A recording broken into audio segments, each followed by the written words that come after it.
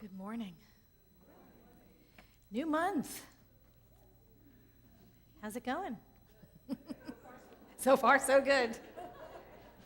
Welcome to the new month. Welcome to September and a new theme, God and Company. Now, I want you to know that we don't make these themes up. We make up the weekly talk titles, but we don't make up the themes. The themes come from the Science of Mind magazine. So this way, the talks are coordinated with what's going on in your magazine at home, the daily guides, the articles. So we're all kind of on the same page. And if you want to see what the themes for the month are going to be in the months to come, just go look at your Science of Mind magazine. So this month, it's God and Company. And I like that. It's something that Ernest Holmes had said.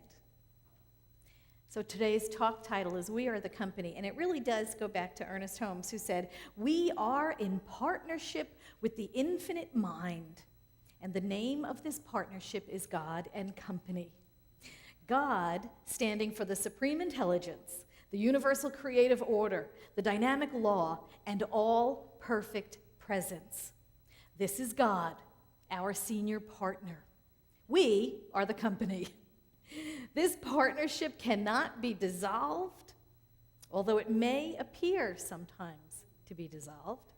We must feel we are in league with the universe and that this company with which we do business, having its center everywhere and its circumference nowhere, that is, being omnipresent, is localized wherever thought and consciousness function. Wherever we place our attention, this is where the company is doing business. How wonderful. How wonderful. Wherever thought and consciousness is, this is where we are doing business. Wherever your thought goes, wherever our thought or predominant thought is, that's where we're doing business. What an awesome concept that is. Wherever we place our consciousness, that is where the company is doing business. And isn't it wonderful when we believe and we embody and we accept that as truth? And we have God as our senior partner. How can we ever be in doubt? How can we ever fall into doubt? How can we ever fear? How can we ever distrust? When we know we're part of this corporation, and this corporation is headed up by our divine, the beloved. The beloved is our senior partner. How can we ever doubt? But we do. But we do.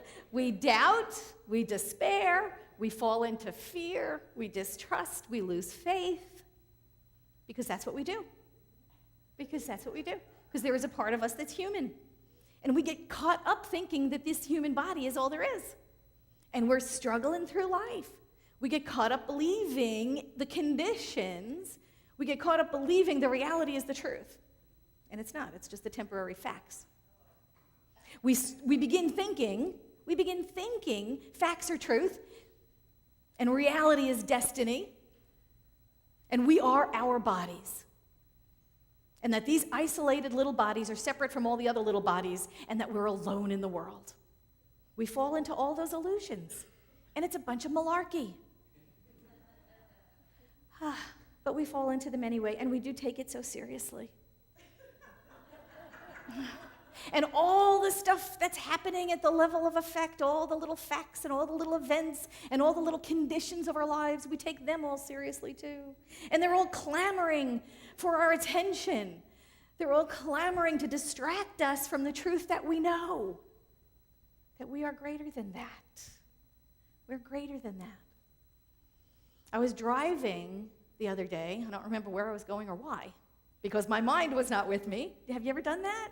Or is it just me? I'm driving along and I'm thinking of all the things in my mind I have to do. I have my to-do list and I'm going down the list and I'm driving and God only knows, but I was thinking of, and this and I have to get that done and I have to go to this store and I have to make sure that I have to get to the bank and I have to transfer funds and where is that going to come from and how am I going to do that? And you know this list? Do you have this list in your mind? Okay, and so I'm going down the list as I'm driving.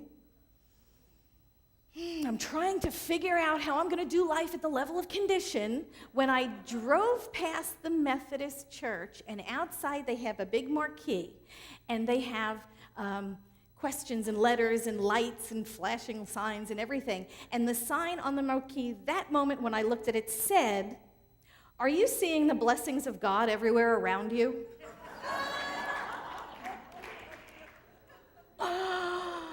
I love those wake-up calls. Spirit just blam, puts it right out there. In case you've forgotten, here's who you are. Here's reality. Here's truth. Here's truth. I love that. So I'm driving in the car and I'm thinking, oh my God, no, I was not in that moment seeing the blessings of God everywhere around me. I was preoccupied with my little facts and my little life, trying to figure out how I was going to get everything done in my life that needed getting done, and how I was going to do it all by myself. I was not being a thoughtful and wise board member of the company of God and Company. I was busy. I was off being the Lone Ranger. I was off starting my own company. You know what it's called? Ego Incorporated. Ego Incorporated. A limited liability company, by the way, because I don't take responsibility for all of it when I'm in it. Okay, so that's where we go when we forget. We start opening up our own company over here. Oh, I don't need God right now. I'm busy. I got it all handled. You know that story about the lady who drives up and down the rows trying to find a parking space in front of her store? And finally she gets so frustrated she goes to God, God, please help me find a parking spot. And just as she's going up the lane, a person pulls out and there's the spot right up in front, and she says, never mind, I got it. Right? We have that tendency to do that. Okay, so we get those reminders. Are you seeing the blessings of God all around you? Oh my God. And it brings us present. It just brings us present. You get those reminders. If you can't remember them yourself, you see them in signs around you. If you're conscious to it, if you're awake and aware and looking for them. And that's what our spiritual practice is for. It is to awaken us. It is to remind us of who we are. It is to go within and find that truth is within us. It's not anywhere outside. That's what our spiritual practice is for. I have a spiritual practice. Isn't that good to know? I pray. I meditate. In the morning, the first thing I do, I make coffee. I make coffee. And you look, everybody starts their own way. I make coffee. Okay, that's what I do. Then I pray and meditate. Some days I write a to-do list. It's another spiritual practice. We have a lot of tools to remind us of who we are. I have one that I call my to-do list. Well, it's actually not a to-do list. It's a we-do list. It's a we-do list. And here's what I do. I have a piece of paper in front of me. I draw a line right down the middle. On the left-hand side, I said, this is what I need to do today. Here's the things that need being done by me on the left-hand side. On the right-hand side, I have, here's what Spirit's doing for my life today. And I write down what Spirit needs to do. We are co-creators in this life. I have to do what I need to do. Spirit needs to do what it needs to do on my behalf. The interesting thing about it, and the important part of it is, don't get caught up in the how. Because we get caught up in the how, we get paralyzed. How is this going to work out? Oh my God, I have all this stuff here for Spirit to do. Don't get in it. Don't get involved in how that's going to happen. You just put that there on the list. Here's my stuff, here's Spirit's stuff. We are co-creators, but we need to stay out of the how. I have to do my work. So I pray and I meditate. Sometimes my we-do list is a product of the prayer and meditation. Sometimes the list comes out of the prayer and meditation. Sometimes I go into prayer and meditation with the list. It just, it works different days, it works differently, but that's okay. What it does is it reminds me I'm not alone. I'm not on my own here. I'm not the Lone Ranger. I haven't opened up Ego Incorporated. Well, at least I don't open it all the time. We are in it together. We are in it together. Spirit has my back. God and I together make a majority. And sometimes during the course of the day, like the other day when I was driving, I forget. From the time I get up in the morning and do my prayer and meditation, to several hours later when I'm in the car, I have already forgotten. So there was the reminder for me. Are you seeing the blessings that are around you? We all have cell phones. I would recommend a way to do that is to set an alarm.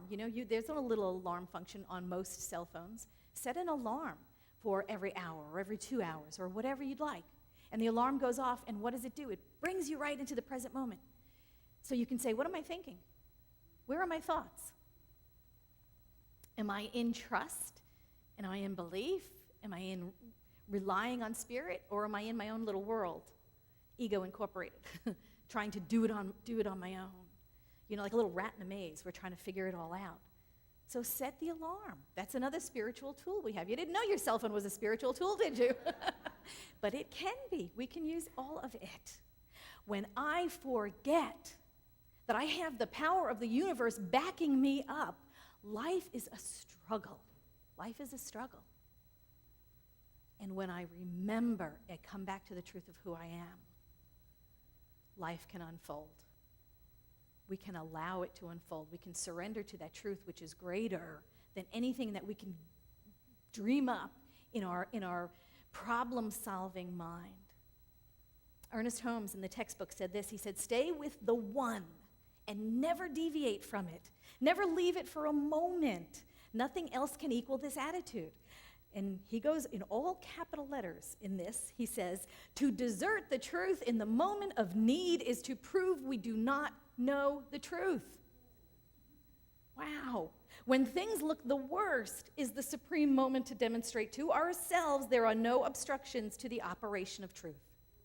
When things look the worst is the best time to do our work, the most satisfying time. And he goes on to say, the person who can throw himself with complete abandon into that limitless sea of receptivity, having cut loose from all apparent moorings, is the one who will always receive the greatest reward. We fling ourselves into life confidently knowing Spirit has my back. Spirit has my back. Together we're a majority. When we continue to know the truth for ourselves in spite of conditions. And that's a difficult thing to do. That's a big challenge.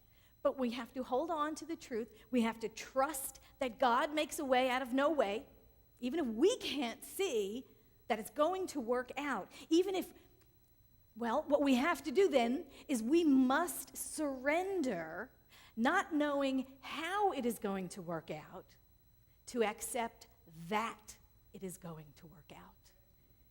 You see the big difference?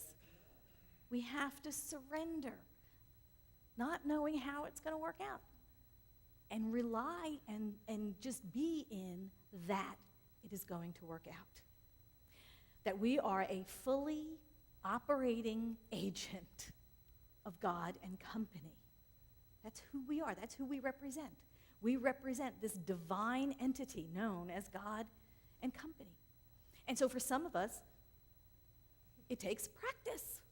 It takes practice, and it takes tools to change. It takes all of our spiritual practices together just to get through some days, doesn't it? Oh, thank God I'm not the only one. Some days I just remember, and I know, and I'm in that, I'm just steeped in love. I know I'm surrounded by a power and presence greater than I am. I know I am being held in the arms of God every moment of every day. And some days I just know it, and I remember it all day long. And then there are some days I wander off, and I get into condition, and I get into conflict, and I get into worry. And I start thinking about how am I going to whatever, and where is that going to come from, and how am I going to do that, and all of those things that tear us away from the truth of our being, from the truth of what we know, from the seed of perfection within us. We lose sight of it. And so it takes practice, and it takes sometimes all the tools that we have, and that's why we're here together, to remind ourselves and each other. That's why we come together in a community like this. Because if we forget, we always have somebody looking at us saying, yes, yeah, I see you. You're God in hiding. I see you. You're God in hiding. And we remind each other with practices. Obviously, if it only took one tool, that's all we would need. We wouldn't need anything else. If I prayed and meditated, boom, and then I go out the door and I never forget. But it's sort of like going to the gym. Your spiritual practice is like going to the gym. You don't just go once and go, hey, I'm in shape now, never have to do that again. Glad that's over. It's like the gym. You have to keep going back to it. You have to keep flexing those spiritual muscles. You have to keep practicing. You have to keep using the tools. First it's the free weights, and then it's the machines, and then it's the aerobics, and then it's the treadmill. You keep using different things to stay in shape. Same thing with your prayer practice. So you do a little meditation, you do a little prayer, you do a little walking in nature, you go sit in a sunset, you do Sufi dancing. I think that'd be marvelous. You do whatever it takes to bring you in conscious communion with that ever-present peace and wholeness and love and stillness that is found within you. I wrote up that we-do list that day, and if that was all I needed for that day, that was great, but it wasn't. I obviously forgot. And I needed that sign from Spirit saying, are you seeing the blessings around you? Are you seeing the blessing from God around you today? No, I wasn't. Sometimes the illusion of separation overtakes me. Some days I momentarily succumb to that illusion that I am separate and alone and afraid. And that's when you must do the work. That's when I must do the work. That's what Ernest Holmes said. That is the best time to do it. Those days when illusion overtakes us.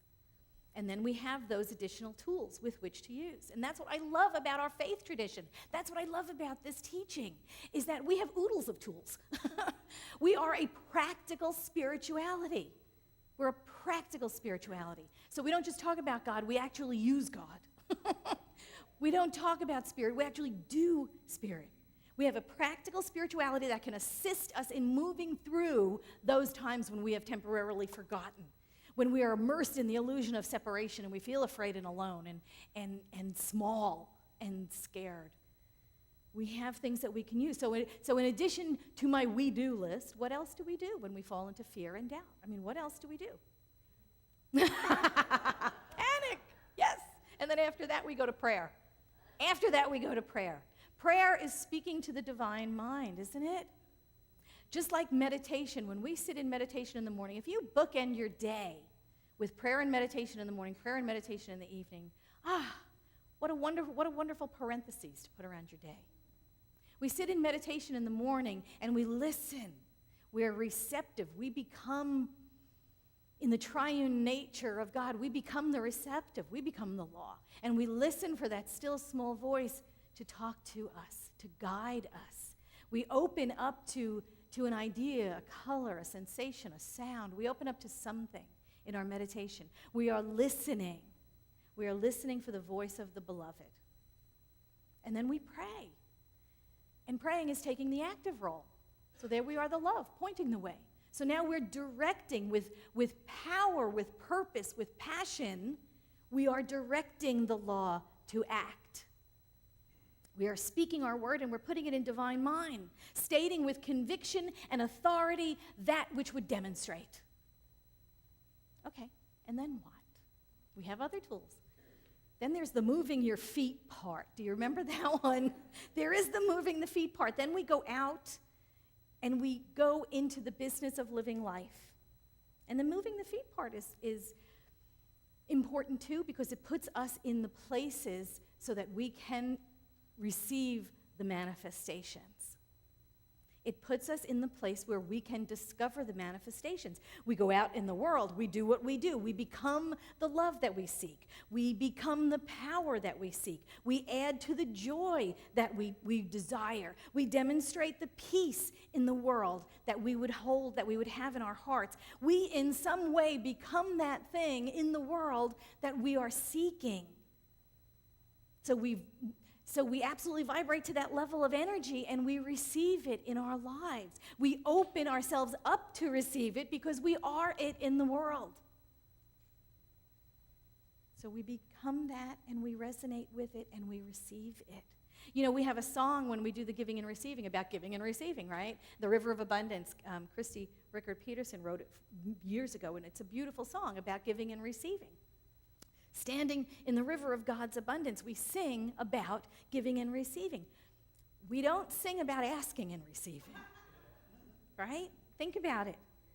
Sometimes I think that whole ask, believe, receive thing has kind of, The philosophy of the movie The Secret is good, and it's a great first step. But somewhere along the line, sometimes I think it's gone astray a little bit, because it's not about asking and asking and asking and sitting back and waiting to receive, like the universe is one big gigantic LL Bean catalog.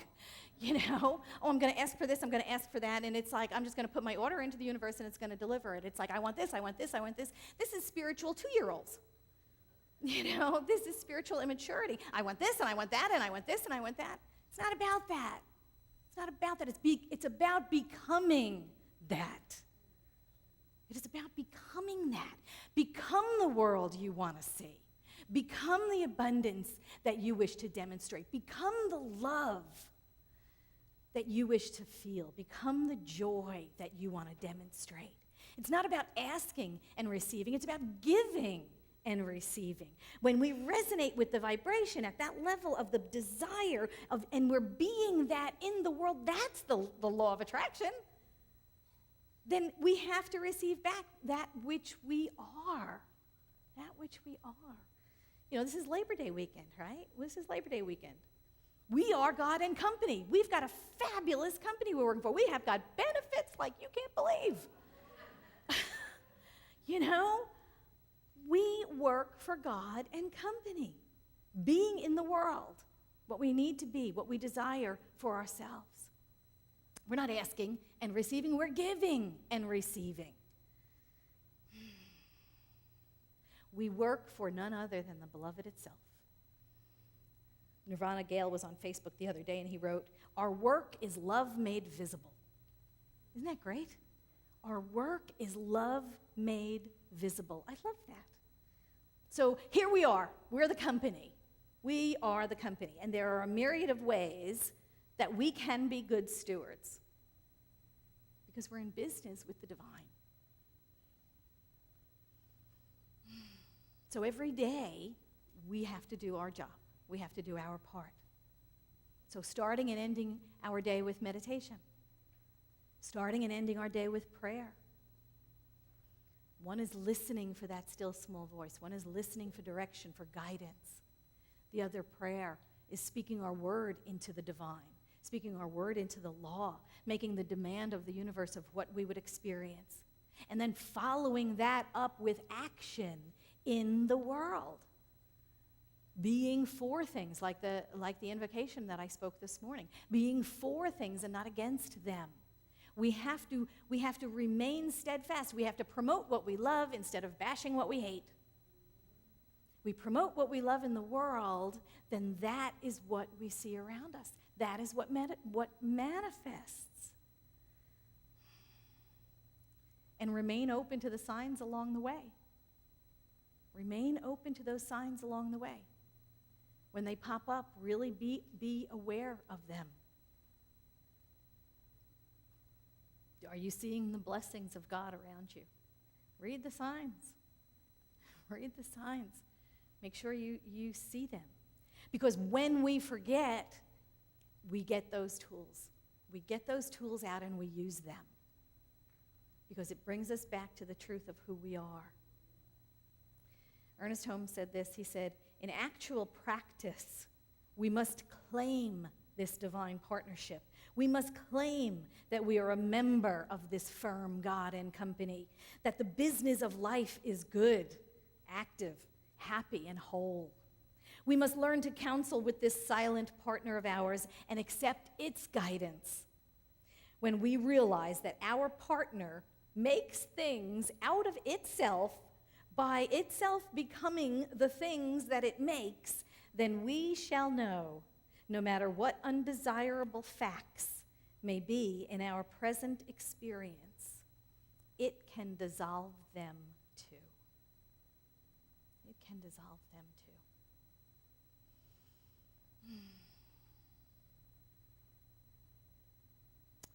And so that's your practice for the week. That's my practice for the week. Remember. That's all we need to do. Just remember. Wake up in the morning, prayer and meditation. Before you go to bed, prayer and meditation. Use whatever tool is handy in the moment when you forget. Set your alarm.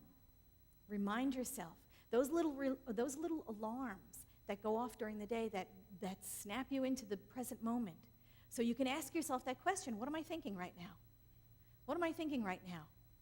Am I being an agent of God and company? Or am I in ego incorporated? Where am I? Where is my thought? And you can use your cell phone for that. You can use your alarm clock for that. You can use a bracelet for that. You know those, I love those bracelets, WWJD, like what would Jesus do? It should actually be WWJT, what would Jesus think? Because really that's what we're talking about. Where is your thought? Where is your thought? So that's my invitation to you this week, to remember. Practice remembering. And when you start getting into the problem, remember. And when you start getting into the struggle, remember. And when you start trying to figure out how you're going to do this thing, remember. Remember, Spirit has our back every moment of every day. Remember, you are standing in this field of limitless potential, and Spirit finds a way out of no way. Remember, you are always immersed in this energy that reads your predominant thought and outpictures accordingly. And remember, we are blessed. The blessings of God are around us always. Thank you.